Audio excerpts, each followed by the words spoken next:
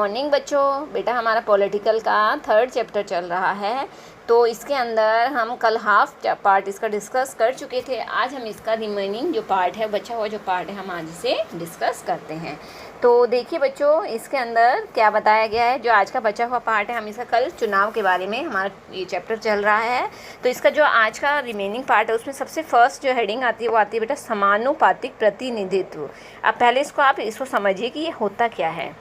तो देखिए इसके अंदर क्या बताया गया है, क्या होता है। इस प्रणाली के अंदर किसी पार्टी को उतनी ही प्रतिशत सीटें मिलती हैं जितनी प्रतिशत उसे वोट मिलते हैं। इसके 2 प्रकार होते हैं। कहीं तो क्या होता है बेटा, पूरे देश में एक ही निर्वाचन क्षेत्र माना जाता है। जैसे इसमें एग्जाम्पल इजराइल दिया गया है। इजराइल में, नीदरलैंड तथा कई देश के अंदर क्या होता है बेटा, बहु सदस्य निर्वाचन क्षेत्र के अंदर ये बट जाता है। तो इसे क्या है, समानुपातिक प्रतिनिधित्व प्रणाली कहा जाता है। तो देखिए अब इसको ध्यान से समझिए। इजराइल में होने वाले चुनाव से अगर इसकी तुलना की जाती तो क्या ये बिल्कुल भिन्न चुनाव व्यवस्था इसके अंदर बताई गई है। इजराइल में मतगणना के बाद प्रत्येक पार्टी को संसद में उसी अनुपात में सीटें दे दी जाती जिस अनुपात में उन्हें वोटों में हिस्सा दिया जाता है। तो उसके अंदर देखिए क्या होता है बेटा, इसके अंदर क्या है, प्रत्याशियों को उस प्राथमिकता सूची से चुन लिया जाता है जितनी सीटों का उसे कोटा दिया गया है। चुनाव की इस व्यवस्था को समानुपातिक प्रतिनिधित्व प्रणाली कहा जाता है। इस प्रणाली में किसी पार्टी को उतनी ही प्रतिशत सीटें मिलती हैं जितनी प्रतिशत उसे वोट मिलते हैं। ओके, आगे अब देखिए, जो समानुपातिक प्रतिनिधित्व है वो 2 प्रकार का होता है। तो जैसे कि इजराइल या नीदरलैंड पूरे देश को एक निर्वाचन क्षेत्र माना गया। प्रत्येक पार्टी को राष्ट्रीय चुनाव में प्राप्त वोट के अनुपात में सीटें दे दी जाती हैं। और जो दूसरा तरीका है वो अर्जेंटीना, पुर्तगाल में देखने को मिलता है, जहां पूरे देश को बहु सदस्य निर्वाचन क्षेत्रों में बांट दिया जाता है। और प्रत्येक पार्टी निर्वाचन क्षेत्र के लिए अपने प्रत्याशियों की एक सूची जारी करती है जिसमें उतने ही नाम होते हैं जितने प्रत्याशियों को उस निर्वाचन क्षेत्र से चुना जाता है। तो इस प्रकार से जो समानुपातिक प्रतिनिधित्व प्रणाली है वो क्या है, 2 प्रकार से होती है। इसके अंदर बहु निर्वाचन क्षेत्र और सिंगल निर्वाचन क्षेत्र इसके अंदर होता है। ओके बेटा, तो ये इजराइल का समानुपातिक प्रतिनिधित्व बताया गया है। तो इजराइल में जो समानुपातिक प्रतिनिधित्व प्रणाली को अपनाया गया है। यहाँ पर क्या होता है बेटा, विधायिका के चुनाव प्रत्येक 4 वर्ष में होते हैं और प्रत्येक पार्टी अपने प्रत्याशियों की सूची जारी करती है, लेकिन मतदाता प्रत्याशियों को नहीं वरन पार्टियों को अधिक वोट देते हैं। तो प्रत्येक पार्टी को प्राप्त वोट के अनुपात में ही विधायिका में सीटें मिलती हैं। तो ये इजराइल का समानुपातिक प्रतिनिधित्व बताया गया है। ओके, आगे अब देखिए बेटा, ये पार्टी का नाम दिया गया है। जो इजराइल की जो पार्टी है उनका नाम दिया गया है, उनको कितने वोट इसके अंदर मिले थे। तो ये क्या होती है बेटा, समानुपातिक प्रतिनिधित्व प्रणाली है। और हमारा जो संविधान है उसके अंदर, हमारे संविधान में राष्ट्रपति, उपराष्ट्रपति, हमारा संविधान राष्ट्रपति, उपराष्ट्रपति, राज्यसभा, विधान परिषद के चुनाव के लिए समानुपातिक प्रणाली का एक तीसरा और जटिल रूप प्रस्तावित करता है। यानी कि हमारे भारत के अंदर जो प्रक्रिया है वो दोनों से अलग होती है। तो इसके अंदर देखिए, इसका दोनों के बीच में तुलना बताई गई, कंपैरिजन किया गया है। किस किस के बीच में, सर्वाधिक वोट पाने वाली, हमारे भारत के अंदर क्या है, सर्वाधिक वोट पाने वाली की प्रणाली अपनाई गई है, और इजराइल में समानुपातिक प्रतिनिधित्व अपनाया गया है। तो अगर इन दोनों के बीच में देखिए तुलना की जाए तो देखिए क्या है, एक साइड क्या है, सर्वाधिक वोट पाने वाले, दूसरा है समानुपातिक प्रतिनिधित्व।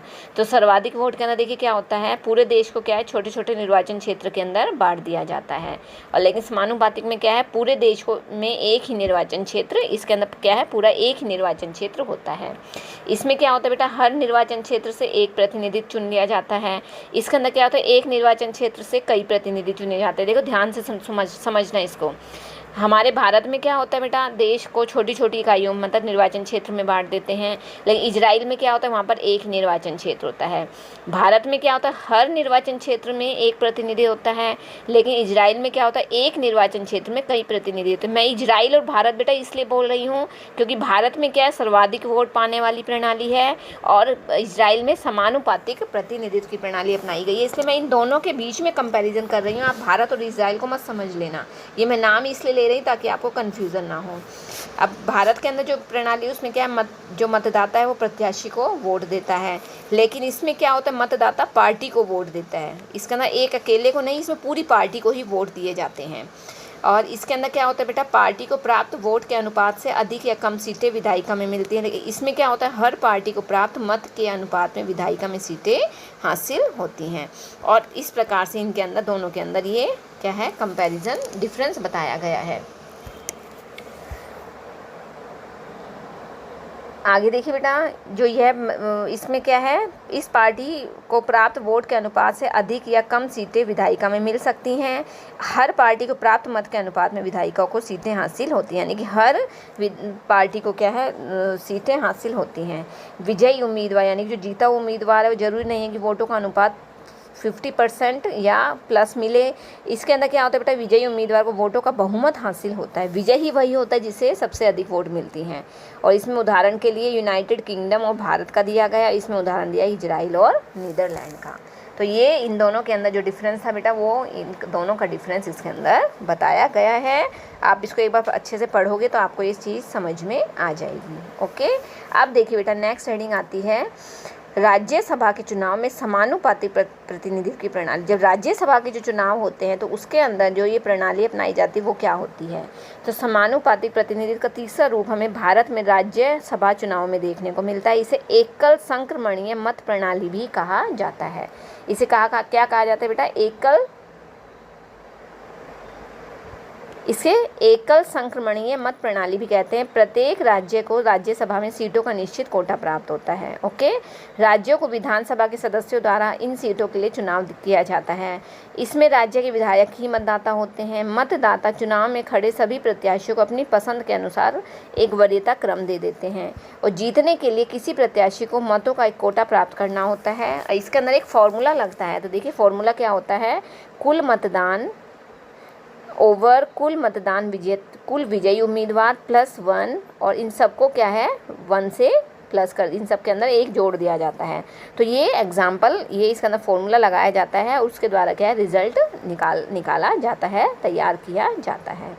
ओके बेटा, अब देखिए बेटा कि भारत के अंदर सर्वाधिक वोट की जीत की प्रणाली को ही क्यों अपनाया गया है,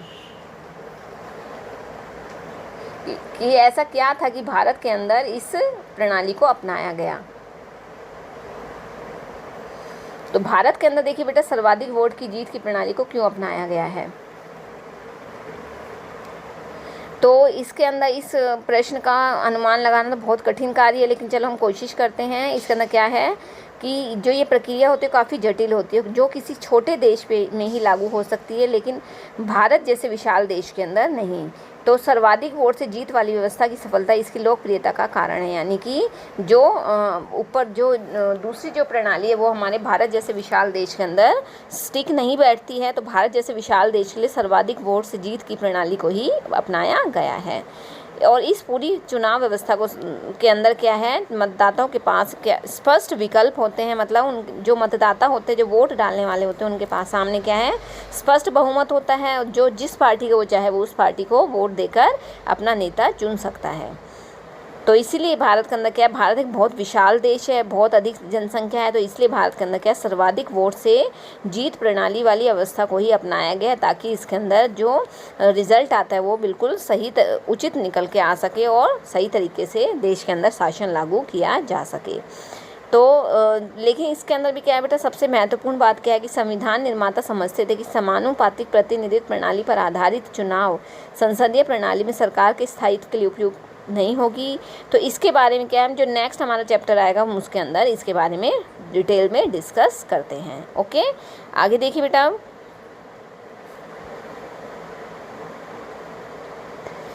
सर्वाधिक मत से सबसे अधिक मत से जीत वाली प्रणाली में बड़े दल या गठबंधन को बोनस के रूप में कुछ अतिरिक्त सीटें मिल जाती हैं।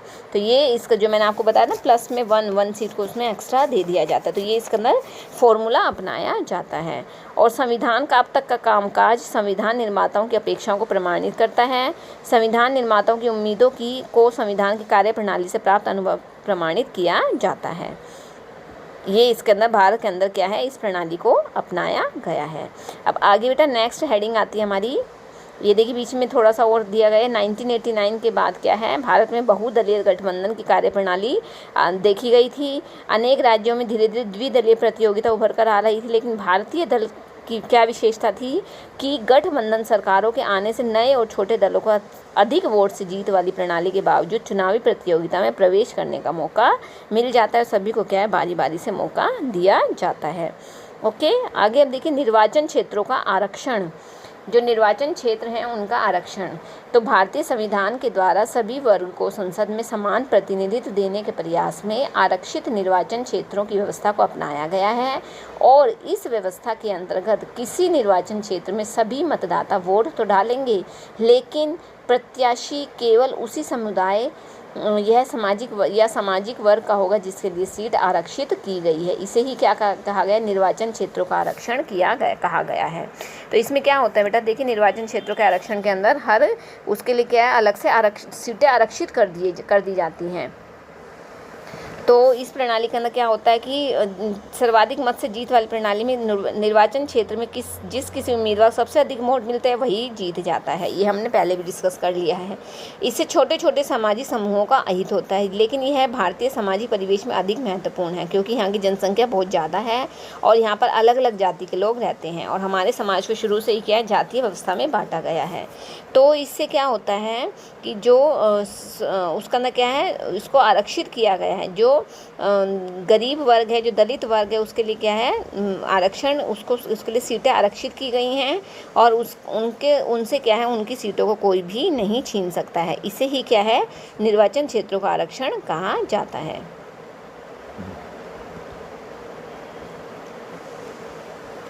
स्वतंत्रता से पहले भी इस विषय पर बहस हुई थी, लेकिन ब्रिटिश सरकार ने पृथक निर्वाचन मंडल, यानी कि पहले हमारा देश क्या है, अंग्रेजों का गुलाम था, तो उस समय अंग्रेजों ने क्या पृथक निर्वाचन मंडल की शुरुआत की थी। इसका अर्थ क्या था कि किसी समुदाय के प्रतिनिधि चुनाव में केवल उसी समुदाय यानी ध्यान से सुनना बेटा, इसमें क्या है, अलग अलग ग्रुप ही बांट दिए गए थे कि जिस वर्ग का, जिस समुदाय का जो लोग हैं वो अपने ही समुदाय के लोगों को वोट देंगे।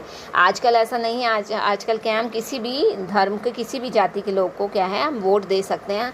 हमारे ऊपर कोई किसी प्रकार का कोई प्रेशर नहीं है कि हमें सिर्फ उस जाति के लोगों को ही वोट देना है। तो ये धीरे धीरे क्या है, धीरे धीरे ये चीज़ ख़त्म कर दी गई है हमारे देश से। प्रारंभ में ये व्यवस्था जो थी वो 10 वर्ष के लिए की गई थी, लेकिन अनेक संवैधानिक संशोधन द्वारा इसे बढ़ाकर 2020 तक कर दिया गया है। यानी कि 2020 जो अभी गया है, अब उसके बाद, अब तो देखिए कोरोना टाइम चल रहा है, अब कोरोना के बाद देखते हैं क्या इसके अंदर नए चेंजमेंट होकर आते हैं। तो आगे देखिए बेटा, 2000 लोकसभा की 543 निर्वाचित सीटों में 84 अनुसूचित जाति और 47 अनुसूचित जनजाति की जो सीटें हैं वो आरक्षित की गई हैं। ये हमारे भारत के संविधान के अंदर आरक्षित की गई हैं, जो बताया गया है। अब कौन से देखिए क्षेत्र हैं वो निर्वाचित क्षेत्र हैं वो आरक्षित होंगे, ये कौन तय करता है, यह किस आधार पर इनका निर्णय लिया जाता है। तो इनका जो निर्णय लिया जाता है वह एक स्वतंत्र संस्था द्वारा लिया जाता है, जिससे परिसीमन आयोग कहा जाता है। राष्ट्रपति परिसीमन आयोग का गठन करते हैं। यह चुनाव आयोग के साथ मिलकर कार्य करते हैं और इसका गठन पूरे देश में निर्वाचन क्षेत्र की सीमा खींचने के उद्देश्य से किया जाता है।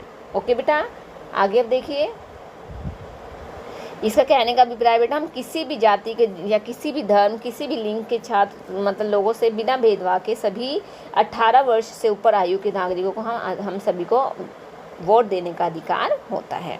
हमारे साथ किसी भी प्रकार का कोई भी भेदभाव नहीं किया जाएगा। इसीलिए हमारे देश के अंदर इसे अपनाया गया है। आगे आता है बेटा, स्वतंत्र और निष्पक्ष चुनाव। जो हमारे भारत के अंदर या किसी भी देश के अंदर जो चुनाव होते हैं वो स्वतंत्र और निष्पक्ष रूप से कैसे हो सकते हैं। तो ये देखिए, जो चुनाव जो होते हैं वो कैसे होने चाहिए, निष्पक्ष और पारदर्शी होने चाहिए। उनमें क्या है, पार्शियलिटी नहीं होनी चाहिए। चुनाव प्रणाली ऐसी होनी चाहिए जिससे मतदाताओं की आकांक्षाएं चुनाव परिणामों में न्यायपूर्ण ढंग से व्यक्त हो सके। मतलब किसी के साथ क्या कोई भेदभाव ना हो, किसी भी प्रकार का कोई भी इसके अंदर आपस में क्या है कंट्रोवर्सी ना हो, कॉन्फ्लिक्ट नहीं आने चाहिए। तो उसे ही क्या है, सही तरीके का चुनाव कहा जा सकता है। आगे आता है बेटा, सार्वभौमिक वयस्क मताधिकार। तो देखिए, सार्वभौमिक वयस्क मताधिकार क्या होता है, ये बहुत इंपॉर्टेंट है बेटा, इसको ध्यान से सुनना। किसी भी जाति, धर्म, लिंग या किसी भी धर्म के भेदभाव के बिना सभी 18 वर्ष से ऊपर आयु के नागरिकों को मत देने का अधिकार है। यही सार्वभौमिक वयस्क मताधिकार कहा जाता है इसे ही। तो चाहे वो किसी भी देश का है, चाहे वो महिला है, चाहे पुरुष है, किसी भी धर्म का है, सबको क्या है, जो 18 साल का हो चुका है सभी को वोट देने का अधिकार है। ये सार्वभौमिक यानी कि पूरी यूनिवर्सल अडल्ट फ्रेंचाइज इसे कहा जाता है। तो सभी 18 प्लस के जो लोग हैं, चाहे वो किसी भी धर्म के हैं, किसी भी जाति के हैं, किसी भी लिंग से हैं, अगर वो 18 साल से ऊपर के हैं तो उनके साथ कोई भेदभाव नहीं किया जाएगा। चाहे वो गरीब है, चाहे वो अमीर है, सभी को वोटिंग बूथ पर जाकर अपना वोट देना होगा। वही क्या कहलाता है बेटा, सार्वभौमिक वयस्क मताधिकार कहलाता है और सभी को चुनाव लड़ने का अधिकार होता है। ओके, आगे देखिए। अब नेक्स्ट, ये मैंने आपको इजी लैंग्वेज में समझाया बेटा। अब इसको ध्यान से देखना। 1989 तक तो क्या था बेटा, 21 वर्ष जो एज थी वो 21 वर्ष थी। 21 वर्ष से ऊपर भारत के नागरिक को वयस्क माना जाता था। लेकिन 1989 में संविधान के एक संशोधन द्वारा इसे घटाकर कितना कर दिया गया, अब इसे 18 साल कर दिया गया है। 18 साल के बाद क्या है, जो भारत के जो वयस्क हैं वो अपना वोट दे सकते हैं, अपना अधिकार, वोट देने का जो अधिकार है वो पूरा कर सकते हैं। उनके साथ कोई भी कंट्रोवर्सी नहीं होगी, किसी भी प्रकार का उनके साथ कोई भी भेदभाव नहीं किया जाएगा। लेकिन इसके लिए क्या है, जो विभिन्न पदों पर चुनाव लड़ने की जो न्यूनतम आयु है वो भी अलग अलग होती है। जैसे लोकसभा या विधानसभा चुनाव में खड़े होने के लिए उम्मीदवार की आयु कितनी होनी चाहिए, 25 वर्ष। इसको ध्यान से सुनना बेटा, ये वोट देने की नहीं है, ये किसकी है, लोकसभा या विधानसभा के चुनाव में खड़े होने के लिए जो उम्मीदवार होते हैं उनकी आयु 25 वर्ष होनी चाहिए।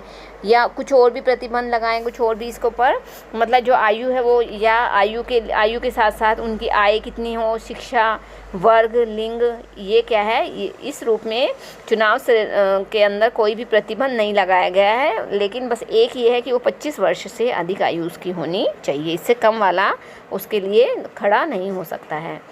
नेक्स्ट हेडिंग आती है बेटा स्वतंत्र निर्वाचन आयोग। स्वतंत्र निर्वाचन आयोग में देखिए क्या है, भारत में चुनाव प्रक्रिया को स्वतंत्र और निष्पक्ष बनाने के लिए बहुत सारे प्रयास किए गए हैं। तो इनके अंदर स्वतंत्र निर्वाचन स्थापना इनमें सबसे महत्वपूर्ण कदम इसके अंदर माना गया है, जो चुनाव की देखरेख और संचालन के लिए बनाया गया है। तो ये देखिए क्या है इसके अंदर, अनुच्छेद 324(1) के अंदर क्या कहा गया है, इस संविधान के अधीन संसद और प्रत्येक राज्य के विधानमंडल के लिए कराए जाने वाले सभी निर्वाचनों के लिए राष्ट्रपति और उपराष्ट्रपति के पदों के निर्वाचन के लिए निर्वाचन नामावली तैयार कराना और उन सभी निर्वाचनों के संचालन का अधीक्षण करना, निर्देशन करना और नियंत्रण करना, ये सारा इसके अंदर आता है और इसे ही क्या निर्वाचन आयोग कहा गया है। अनुच्छेद 324 निर्वाचन, अनुच्छेद 324 निर्वाचनों के लिए मतदाता सूची तैयार कराने, चुनाव के संचालन का निर्देशन नियंत्रण करने का एक अधिकार इसके अंदर दिया गया है। भारत का जो निर्वाचन आयोग है एक सदस्य या बहुसदस्य भी हो सकता है। 1989 तक निर्वाचन आयोग एक सदस्य ही था, लेकिन 89 के आम चुनावों के ठीक पहले 2 अन्य निर्वाचन आयुक्तों को नियुक्त कर दिया गया और इसे सदस्य बना दिया गया था। 89 से पहले तो कैसा था, एक सदस्य ही था, लेकिन 89 के बाद क्या इसे बहुसदस्य ही बना दिया गया। और 1993 में पुनः 2 निर्वाचन आयुक्तों की नियुक्ति की गई और निर्वाचन आयोग बहुसदस्य फिर से हो गया था। ओके, और तब से ये क्या है, आज तक 1993 में 2 निर्वाचन आयुक्तों की नियुक्ति हुई और बहुसदस्य, लेकिन तब से बहुसदस्य ही बना हुआ है। पहले क्या था, एक सदस्य था, फिर बहुसदस्य बना और फिर उसको फिर से एक सदस्य बना दिया गया, लेकिन 1993 में फिर से उसे बहुसदस्य बना दिया गया था। इसलिए इस प्रकार से इसके अंदर 4 बार इसके अंदर परिवर्तन किया गया था। जो मुख्य चुनाव आयुक्त होता है, उस मुख्य चुनाव आयुक्त निर्वाचन आयोग की अध्यक्षता करता है, लेकिन अन्य जो दोनों निर्वाचन आयुक्तों की तुलना में उसे शक्तियां ज़्यादा प्राप्त नहीं होती हैं, उसके पास ज़्यादा शक्तियां नहीं होती हैं और उनकी जो नियुक्ति होती है वो राष्ट्रपति के द्वारा की जाती है। राष्ट्रपति और मंत्रिपरिषद आपस में परामर्श करते हैं, डिस्कस करते हैं और उसके बाद इनकी क्या है, नियुक्ति की जाती है।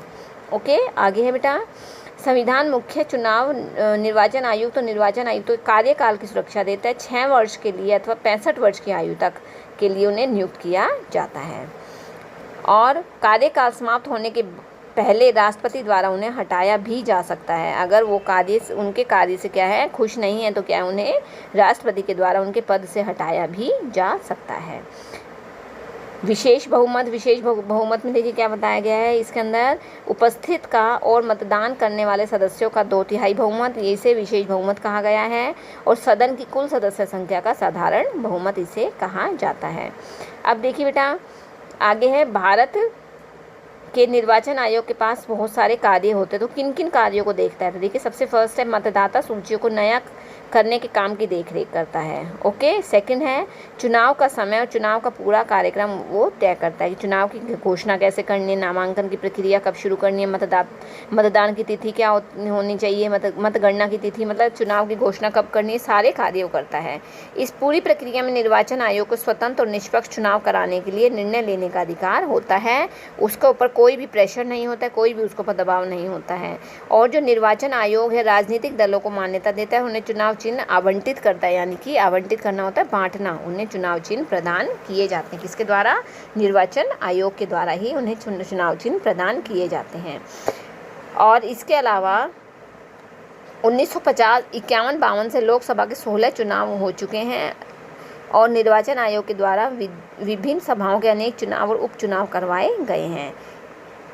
तो इसके अंदर असम, पंजाब, जम्मू कश्मीर जैसे जो हिंसाग्रस्त जो इलाके हैं उसके अंदर भी क्या है चुनाव करवाए गए हैं, लेकिन ये बहुत कठिन परिस्थिति थी, फिर भी वहाँ पर क्या है चुनाव करवाए गए हैं। लेकिन 1991 की पूरी चुनाव प्रक्रिया को बीच में ही रोकना पड़ा। क्यों? क्योंकि चुनाव प्रक्रिया के दौरान पूर्व प्रधानमंत्री राजीव गांधी की हत्या कर दी गई थी। तो उस समय क्या चुनाव की प्रक्रिया चल रही थी और 1991 के अंदर, और उस समय बीच में ही क्या है जो भारत के पूर्व प्रधानमंत्री थे राजीव गांधी, उनकी हत्या कर दी गई, उन्हें मार दिया गया। तो इसलिए क्या उस प्रक्रिया को बीच में ही रोकना पड़ गया था। और निर्वाचन आयोग को 2002 में एक अन्य गंभीर समस्या का सामना करना पड़ा, जब गुजरात विधानसभा भंग कर दी गई तो चुनाव दोबारा से करवाना पड़ा था। तो इस प्रकार से कई बार क्या है बहुत सारी समस्याएं सामने आई थी, लेकिन फिर भी क्या है इन सारी समस्याओं को दूर करके क्या है चुनाव को सही तरीके से करवाया गया। नेक्स्ट हेडिंग आती है बेटा चुनाव सुधार। अब देखिए चुनाव के अंदर जो कमियां रह जाती हैं उनमें सुधार किस प्रकार से करवाया जाता है। चुनाव की कोई भी प्रणाली कभी आदर्श नहीं हो सकती, उसमें कुछ ना कुछ कमियां होती हैं क्योंकि उसमें सीमाएं होती हैं। तो लोकतांत्रिक समाज को अपने चुनाव को और अधिक स्वतंत्र और निष्पक्ष बनाने के तरीकों को बराबर उसमें खोज करती रहनी पड़ती है। जो वयस्क मताधिकार है, चुनाव लड़ने की स्वतंत्रता और इस स्वतंत्र निर्वाचन आयोग की स्थापना को स्वीकार करके भारत में चुनाव को स्वतंत्र और निष्पक्ष बनाने की कोशिश की गई। लेकिन 66 वर्ष के अनुभव के बाद हमारी चुनाव प्रणाली में सुधार के अनेक सुझाव, यानी कि देखिए बेटा जब हम गलती करते हैं तो क्या गलती के बाद ही हम कुछ ना कुछ सीखते हैं, तो वही चीज़ इसके अंदर भी हुई थी। तो क्या है जो गलतियां आ रही थी उन गलतियों को दूर करके क्या है हर बार उसके अंदर कुछ ना कुछ चेंजमेंट किया गया, हर बार उसमें कुछ सुधार किया गया था। तो उसमें कुछ संविधान में कुछ संशोधन किया गया था, उन संशोधन के द्वारा उसके अंदर सुधार किया गया था। तो क्या है पहला, हमारी चुनाव व्यवस्था को सर्वाधिक मत से जीत वाली प्रणाली के स्थान पर किसी प्रकार की समानुपाती प्रतिनिधि प्रणाली लागू करनी चाहिए। फर्स्ट पॉइंट के अंदर ये बताया गया है। नेक्स्ट बेटा, संसद और विधानसभाओं में 1/3 सीटों पर महिलाओं को चुनने के लिए विशेष प्रावधान बनाए जाए। नेक्स्ट पॉइंट, चुनावी राजनीति में धन के अभाव को नियंत्रित करने के लिए और अधिक कठोर प्रावधान होने चाहिए। जिस उम्मीदवार के विरुद्ध फौजदारी का मुकदमा है उसे चुनाव लड़ने से रोक दिया जाए, यानी कि अगर किसी ने कोई अपराध कर रखा है तो उसे क्या है चुनाव न लड़ने दिया जाए। चुनाव प्रचार में जाति और धर्म के आधार पर की जाने वाली किसी भी अपील को पूरी तरह से प्रतिबंधित यानी कि उसे रोक दिया जाए, उसको वो लागू न किया जाए। और राजनीतिक दलों की कार्य प्रणाली को नियंत्रित करने के लिए और उनकी कार्यविधि को और अधिक पारदर्शी बनाने के लिए कानून होना चाहिए, यानी कि बहुत सारे उसके अंदर सुझाव दिए गए। तो उस सुझाव के बारे में इसके अंदर बताया गया है। ये सुझाव क्या है सीमित ही हैं, लेकिन और भी ज़्यादा इसके अंदर सुझाव आ सकते हैं। और सारे सुझाव के द्वारा क्या है हमारे जो चुनाव प्रक्रिया थी, चुनाव प्रणाली थी, उसे सुधारने की कोशिश की गई। तो इसके कुछ दोष निकल के आए थे। तो देखिए दोष क्या क्या थे इसके, चुनाव प्रणाली के धन का अधिक व्यय मतलब खर्च होता था, वोटों को खरीदा जाता था, झूठा प्रचार किया जाता था, सांप्रदायिक हिंसा होती थी जाति धर्म के नाम पर, और राजनीति का अपराधीकरण होता था। तो इसके कुछ दोष भी निकल के आए हैं। लेकिन अंत में बेटा यही बताया गया है कि आम आदमी के लिए जो नियमित रूप से राजनीति में भाग लेने की अपनी सीमाएं होती हैं, लेकिन यह जरूरी है कि अनेक राजनीतिक संस्थाओं राजनीतिक संगठनों का विकास किया जाए और जो स्वतंत्र और निष्पक्ष चुनाव सुनिश्चित कराने के लिए पहरेदारी कर सकें। तो इस प्रकार निष्कर्ष रूप में यही बताया गया है। निष्कर्ष में देखिए ये बताया गया है कि भारत में जो चुनाव व्यवस्था है उसकी जो सफलता है उसे अनेक रूपों में मापा जा सकता है। तो फर्स्ट है, हमारी चुनाव व्यवस्था ने मतदाताओं को न केवल अपने प्रतिनिधियों को चुनने की स्वतंत्रता दी बल्कि उन्हें केंद्र और राज्य सरकार में भी शांतिपूर्वक तरीके से करने का अवसर दिया। मतदाताओं ने चुनाव प्रक्रिया में लगातार रुचि ली और उसमें भाग लिया। थर्ड पॉइंट है, चुनाव व्यवस्था में सभी को स्थान मिला है और सभी को साथ लेकर चली है, मतलब किसी के साथ कोई भी भेदभाव नहीं किया गया है। नेक्स्ट पॉइंट में बेटा, देश के अधिकतर भागों में चुनाव परिणाम चुनावी अनियमितताओं से प्रभावित नहीं होते हैं। और लास्ट पॉइंट है, सबसे महत्वपूर्ण बात है कि चुनाव हमारे लोकतांत्रिक जीवन का अभिन्न अंग हो गए हैं और हमें इस बात की कल्पना भी नहीं कर सकते हैं कि कभी कोई सरकार चुनावों में जन आदेश का उल्लंघन भी कर सकता है। तो इस प्रकार से अंत में बेटा यही बताया गया कि भारत में निश्चित अंतराल पर होने वाले नियमित चुनावों को एक महान लोकतांत्रिक प्रयोग के रूप में क्या है, उसे प्रसिद्धि मिली है। तो ये बेटा आज आपका चैप्टर कंप्लीट हो गया है। इसके अंदर यही बताया गया कि भारत के अंदर जो चुनाव होते हैं वो किस प्रकार से होते हैं और अन्य देशों में जो चुनाव होते हैं वो किस प्रणाली के द्वारा उसे करवाया जाता है। तो आई होप बेटा आपको समझ में आया होगा। कोशिश बेटा मेरी पूरी रही है कि आपको इजी वे में समझाने की। फिर भी अगर आपको कोई डाउट लगता है तो आप मुझसे कमेंट बॉक्स में आप अपने डाउट्स लिख सकते हैं। ओके, थैंक यू बेटा, हैव अ नाइस डे।